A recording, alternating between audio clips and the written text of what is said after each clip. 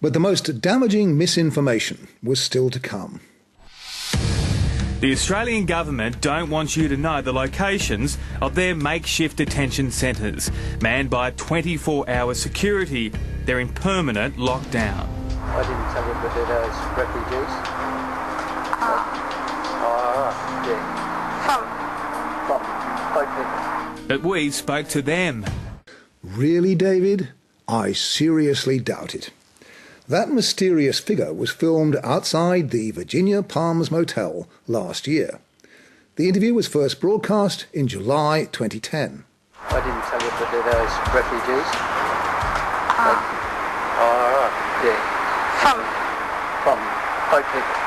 As we said, that motel no longer houses asylum seekers.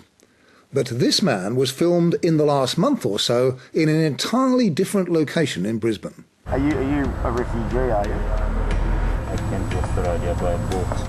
He is not in detention at all. He's been accepted as a genuine refugee, given a permanent visa, and is free to live wherever he can find a place he can afford. How do we know? We tracked him down. He told us, I was sitting outside the place where I live waiting for a friend, and I was approached by a man. He said he was waiting for a taxi. He did not tell me he was a reporter. He asked me, are you a refugee, and how long have you been in this country? I told him I'm from Iran. The man was being secretly filmed and recorded by a Today Tonight producer. In any other state than Queensland, that would be illegal. He says he wasn't told he was talking to a journalist. That would be against the journalist code of ethics. Then his face was shown on national television without his permission. That is grossly irresponsible. It is not right for them to put me on television and show my face, because it could cause a problem with the government in my country in Iran. When I was in Iran, I was shot in my chest. A bullet went in my chest. I am very scared and am worried for my family. Today Tonight's executive producer, Craig McPherson, assured us, naturally, we don't want to put anyone's safety in jeopardy. Really, Craig? Then how about asking them before you put their faces on the screen? Or are you too busy showing what a luxurious life they lead? How much would you get? Same as other people. Like 400. Have you been here for long? You like? Yeah, just since 5 months ago. 5 months? Yeah. Oh. It's not too bad. It could be better. The pensioners would be disgusted if they knew. I'm sure they don't know what's going on with all these boat people and what this government's given them. Hello? That refugee actually gets a bit over $240 a week New Start allowance and just under $60 a week rental allowance.